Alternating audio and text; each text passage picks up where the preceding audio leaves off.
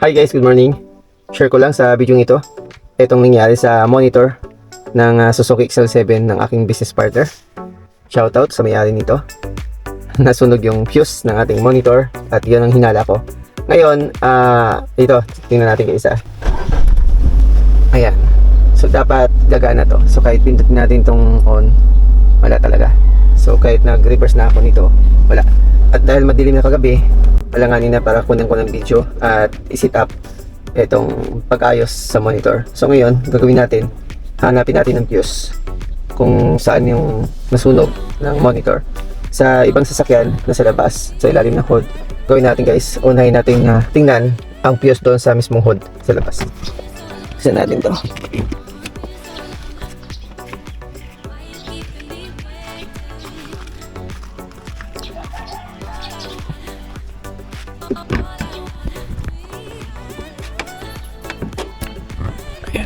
Okay. May fuse dito, main fuse. At ito yung second fuse o secondary fuse. Ano ba to? Okay. Okay, ito yung diagram. Sa tingin ko guys, wala dito kasi walang monitor o radio na nakasulat. Puro ang fuse nito ay nandito lang. Pero ito may mga backup na fuse. Ang duda ko 15 amps yung nasunog. At dito makikita natin may mga 15 amps naman, pero sa diagram mukhang wala siya. Kali natin sa loob kasi kailangan natin ito. Subukan natin hanapin ang fuse box sa loob. Ayun, dinala ko ng manual. Dito na. Tingnan natin ang manual nito. So guys, ang sasakyan na to ay Suzuki XL7 na hybrid.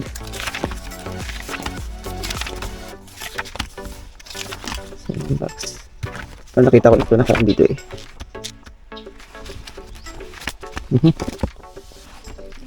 Inspection and maintenance. Ito guys. Relay box. Main fuse. Ito yung main fuse yung kanina sa harap. Ito, yung diagram niya. So, okay, check natin dito. Starting monitor, the radiator fan, headlight. So, wala. At ito, fuse under the dashboard. Nakita mo dito sa video o sa picture na ito yan oh, yung ilalim guys. Yan. So, dito sa kanan sa passenger side, yung A na yan, ito yung lock niya dito sa ilalim. Para may locking sa ilalim. So, kailangan natin tanggalin yan. Check natin kung merong fuse sa ilalim para dyan natin i-install o palitan yung nasunog na fuse. So, dito na tayo sa kabila guys. Ayan. Kailangan siguro natin ito. Ito natin gawin. Dito ako kasi ito tiyatanggal ang mekaniko namin eh. Kasi maintenance ng aming mga sasakyan sa car rental. So shout out Rent a Car Palawan, Gene Roads po ang aming company. Saka sa mga gustong mag-rent ng sasakyan dito sa Port of Princesa, search nyo lang po Rent a Car Palawan and Motorbike. Ito. Ups. Log. Yun. Tabok. So guys, yan. Tanggalin na natin. Sabi ng manual, nandito lang yung fuse. Pero wala naman tayong makitang fuse dito. Ito, cabin filter. At yung dinadaanan ng hangin sa ilalim, palabas. So wala. Kung tatago naman ng fuse dito, iba naman, wala namang sign na may fuse. So wala talaga guys. Mapapakamo tayo ng ulo nito. Sa manual, nandito ang fuse. Then binigay sa aming manual, nandito lang ang fuse sa box. Pero wala. So sa mga may alam, comment lang sa ibaba dahil yun, problema ako, hindi gagana kasi may renta ito ngayong umaga 8 AM at 7:30 na, hindi 6:30, sorry, wala pang shop, so kailangan natin gawin. So guys, may mga fuse box ako naalala sa ibang sasakyan na nandoon, so tingnan natin ito sa kabila. Okay, lipat natin ito.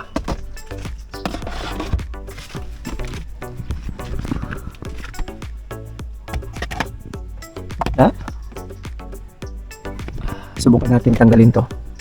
Pero paano? Ayun. Kailangan natin i-screw ito guys. Tanggalin natin tong, yun, tulog. Ito pa, meron pa. Ito yung sa, ano guys, yung sa hood. Black ng hood. DIY lang ito guys. Ayan. Pero dito, pero ito siyempre, lado ko natatanggal to. Yun. Oh yun, tanggal. Hindi naman nasira. Okay. Asan ba? Ito guys, oh. Parang ito ata yung fuse box. Sipin nyo guys, sa manual doon. Pero lumalabas sa actual, nandito yung fuse box. Okay. Madilim, hindi natin makita. Pata yung flashlight. Nandun na yung flashlight, lagay ko. Sana ang diagram.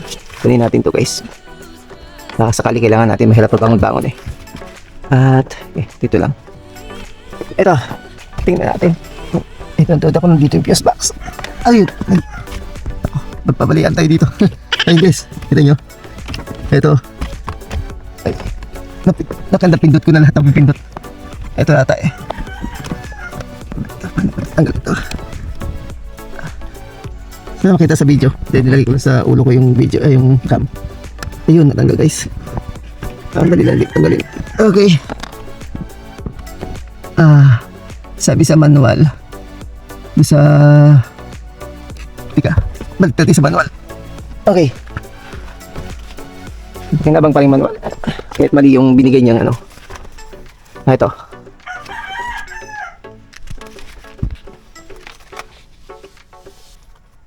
Meter ignition. Ito guys, radio. 15 amps. Number 18. Sa diagram.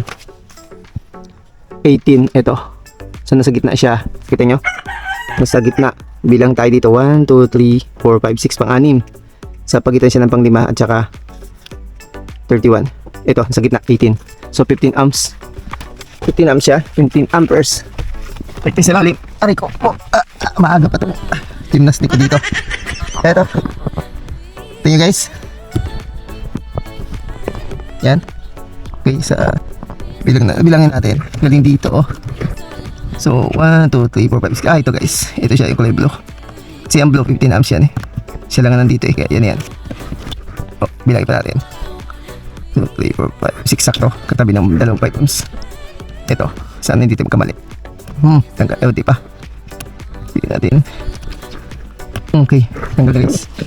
Pero makita guys, sa actual yan yung nangingitim na yan. Yan ang sunog. Compare dito sa 15 amps na nandito. Sa diagram.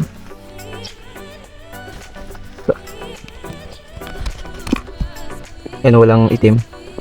So yun, sa tingin ko, swap natin. Gamitin natin itong bago. At check natin yung kotse kung under na. Balik muna natin to.